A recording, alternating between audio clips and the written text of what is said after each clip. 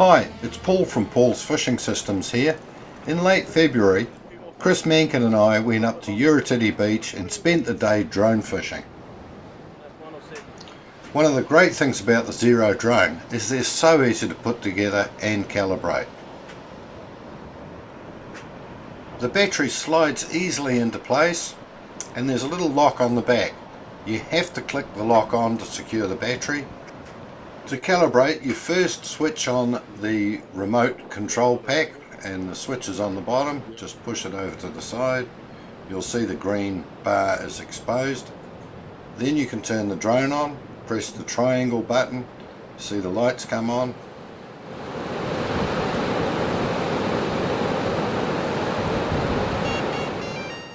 The beeping noises let you know that it's ready for you to calibrate the drone. To start the calibration process, you pull the left-hand lever down towards the center of the remote and push the IOC button at least 6 times. We normally press it a few more just for good measure, and it seems to give us a better result. After pressing the IOC button and setting the drone up, the lights on the drone turn solid red and solid green. Now it's just a matter of picking up the drone with the green arrow, which is the on button, pointing towards your chest, and you should do a minimum of 720 degrees rotation. We normally do 1 extra rotation, so we do 3 full turns. Then you point the arrow down towards the ground with the lights coming out the back. The green lights start flashing quickly, and we do another 3 full rotations, and that is the drone calibrated. At this point you turn the drone off, and then that commits this position as the home position, and you turn it back on. When you turn it back on, you should have slow flashing green lights at the back, solid red at the front. Never fly the drone unless you have that lighting pattern. Now we're going to give it a test fly. Just pull both levers down and away. That starts the drone, and then use the accelerator to go up. We generally fly at about 50 meters away, probably at 10 or 15 meters height. Then we hit the home button. After you hit the home button, the drone will rise to 20 meters and come straight back home.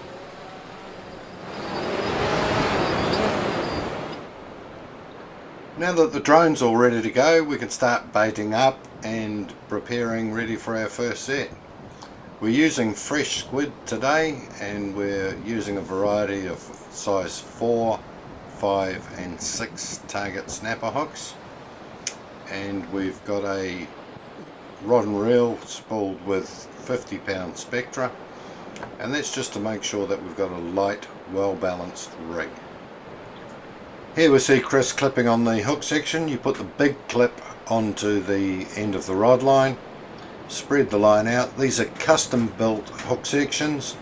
They're 300mm hook travel spacings and 1.5 meters between the hook spacings. So it's quite a condensed hook section. We seem to get a higher hookup rate, and also it's far less cumbersome running a shorter hook section under a drone. The hook sections that we're using hold 6 hooks, so there's 12 stoppers on the line. There's a clip at each end. One end is for the weights and the release clip that goes to the drone. The other end is, as you've already seen, is clipped to the rod. As you place the baited hooks onto the main line, just make sure that the main line's not tangled or anything, because from here the drone's just going to pick it dead straight up. So a little bit of care taken here can avoid a tangle and then having to land the drone and sort it out afterwards.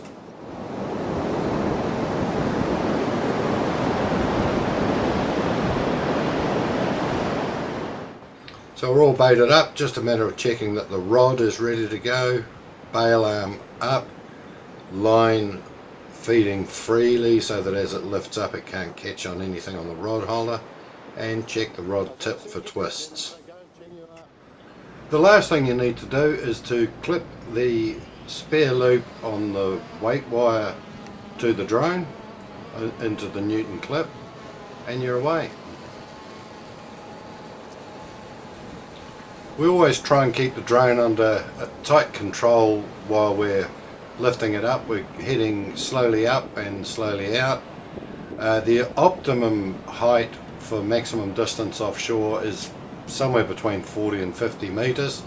The higher you go, the further the distance before the line touches the water, and the less chance there is of having a premature release on the Newton clip.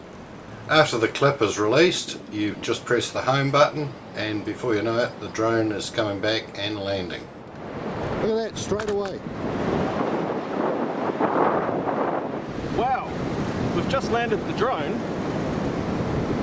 and before I can turn around, the rod's doubling over with something on it.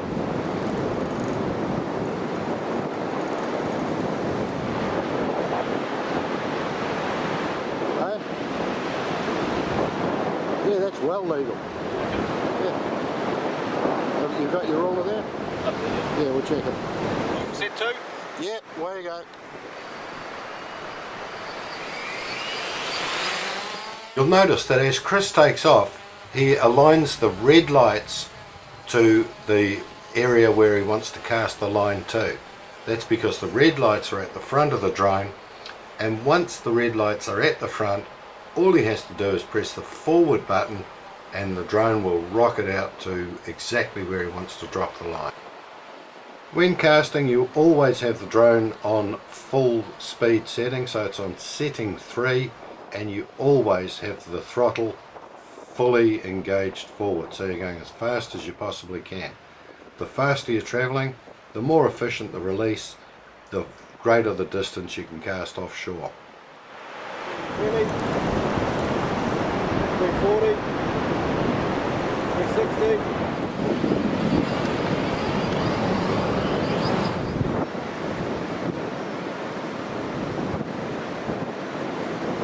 Here it is again, second set, and as soon as we're in the water, we're getting really good bites.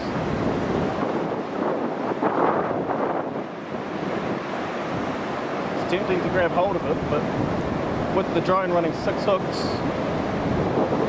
you can get a few more fish if you let it soak for that little bit longer. But there's a ton of weed out there at the moment. If you cast this out with a Kontiki or even a kite, gear would be covered in it. Being able to cast plaster with the drone, we've managed to keep our hooks free. Bait's clean, enticing for the fish. With drone fishing, it's crucial to have a really well balanced rig, and it doesn't get any better than what we're using here.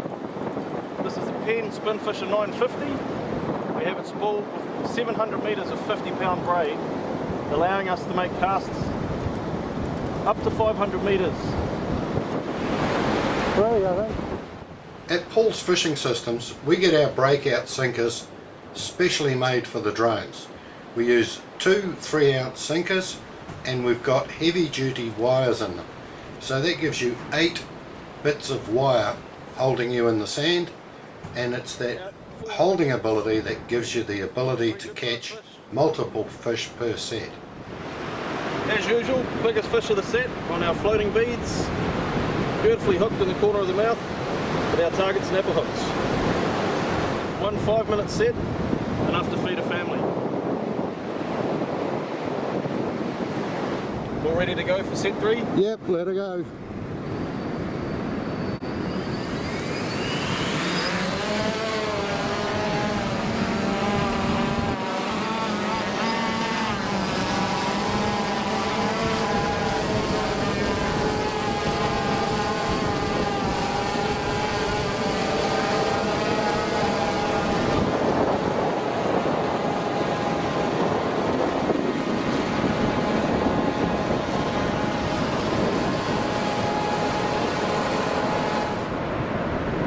Come this way a bit.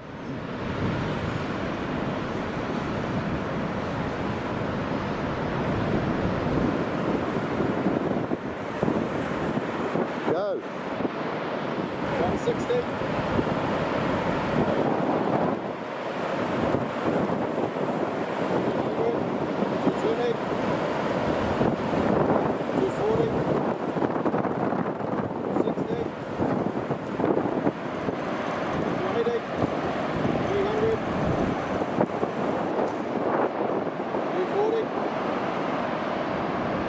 Okay, released.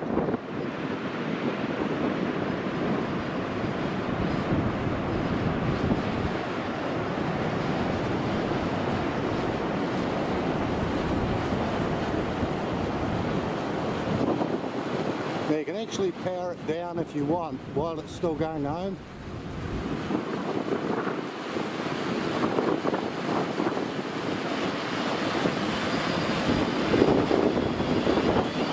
Slow down.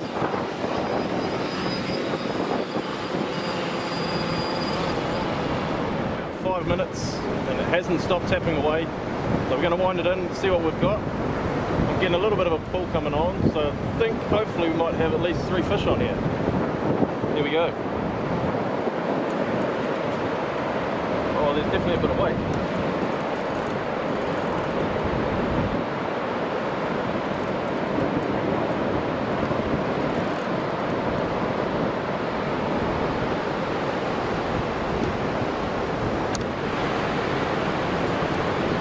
There's at least one there. Got 2. One of the really good things about drone fishing is that when you wind the fish in, they are still full of beans, lively as.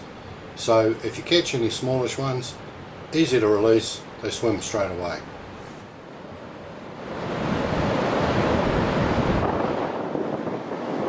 So our 4th cast, we've put it out 350 metres, and like with the others, within a minute of it sitting in the water we're getting decent bites.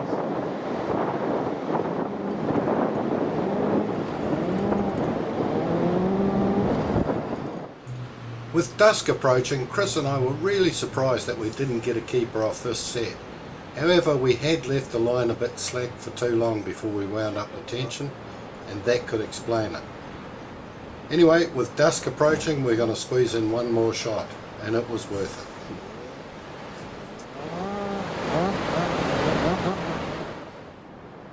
As you get more practice and become more efficient at casting lines with drones, your setting speed increases, and that's when you start getting really efficient.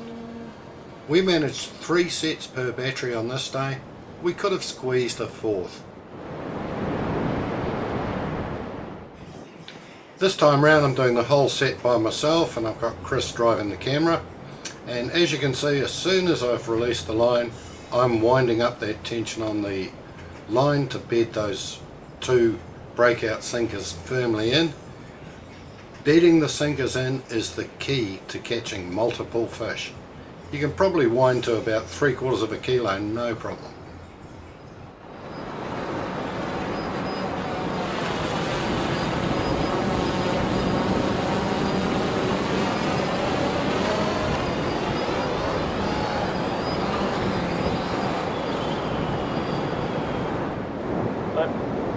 Last set, got 6 hooks out again, all double baited.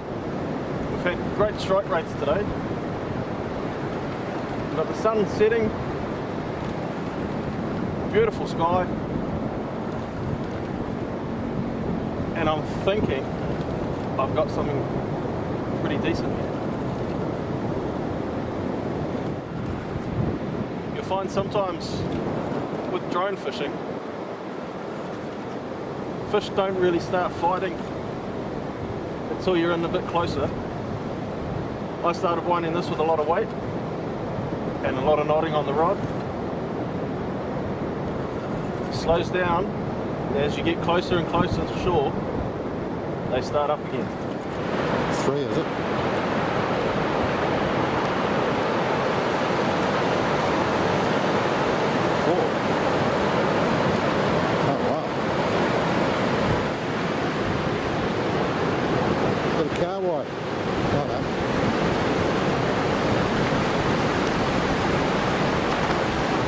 Last set of the day, another good eating fish, just as the sun goes down on our final set. The Zero fishing drone from Paul's Fishing Systems is a perfect entry-level drone. The drone we're using for our demos has got about 90 sets on it now, and it's still running just as good as the day we pulled it out of the box. One of the really exciting things about drone fishing is they're so versatile. you can pretty well get a shot in anywhere. You just need to have a look at Google Maps, go to satellite view. If the water was clear when the satellite flew over, you can easily see where all the rocks were. If you're considering drone fishing, give Paul's Fishing Systems a yell. With our Zero drones, we take everyone out of the box and give it a good test fly, so you know when you get it, it'll be ready to fly. Our prices are super competitive. We can get you drone fishing for about a third of the price of anyone else. Visit the Paul's Fishing Systems website, fishingtacklesale.co.nz, for more information and prices. If you enjoyed this video, don't forget to subscribe, then you'll get notified when we do our next one.